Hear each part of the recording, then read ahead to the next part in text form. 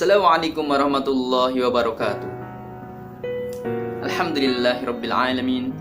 Wa bihi nasta'inu ala umrid dunya waddin.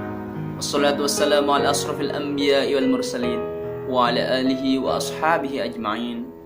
Rabbi shrah li sadri wa yassir li amri wahlul 'uqdatam min lisani yafqahu qawli. Alhamdulillah, segala puji, puja dan syukur hanya kepada Allah Subhanahu wa ta'ala. Karena Allah Subhanahu wa ta'ala masih memberikan kita beribu-ribu nikmat. Dan salah satu nikmat yang paling besar adalah nikmat iman dan Islam.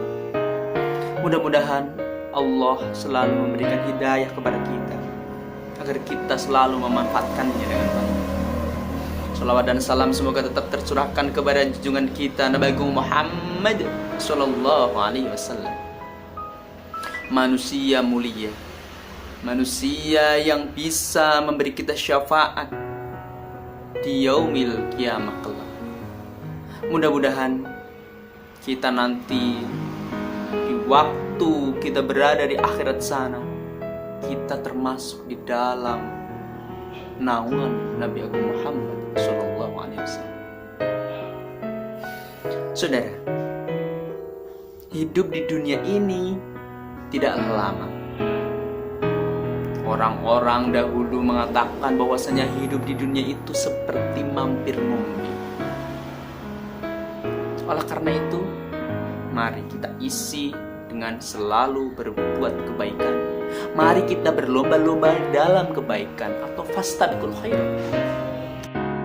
Lalu bagaimana jika di sekitarmu tidak ada yang berbuat baik? Bahkan kamu berbuat baik kepada seseorang, tapi orang tersebut malah menyakitimu. Ini mengingatkan saya kepada sebuah cerita tentang seseorang yang menyelamatkan ular dari api. Berikut ceritanya.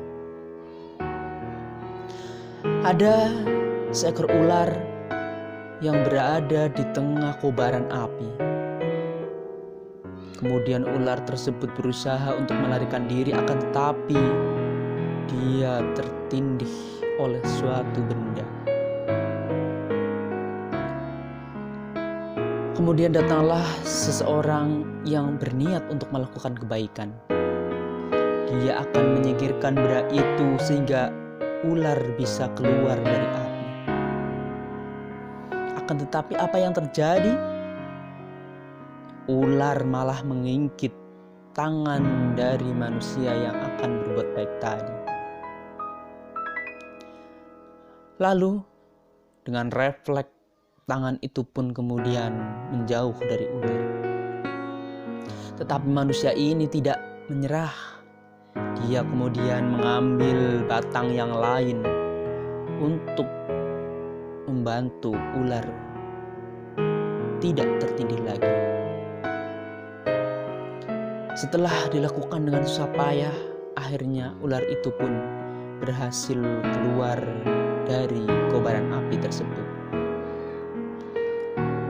Orang-orang yang melihatnya pun menjadi penasaran.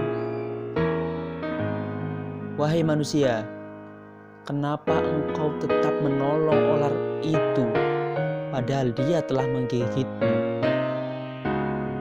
Kemudian orang itu berkata, memang sudah nalurinya sebagai ular, dia akan menggigit apa yang dirasa membahayakannya.